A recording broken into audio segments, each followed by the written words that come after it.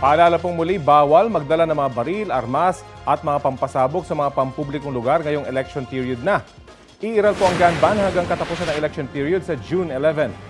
Paglilinaw ng Commission on Elections, kahit po registered at may license to carry firearms outside the residence, bawal pa rin pong magdala ng baril at armas kapag gun ban.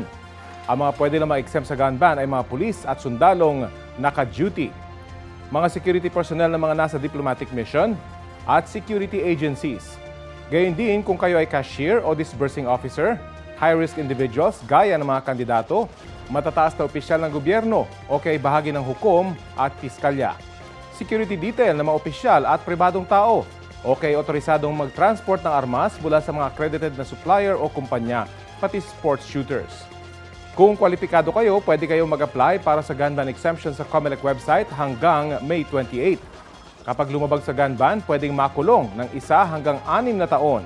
Hindi na papayagang magsilbi sa gobyerno at mawawala ng karapatang bumoto.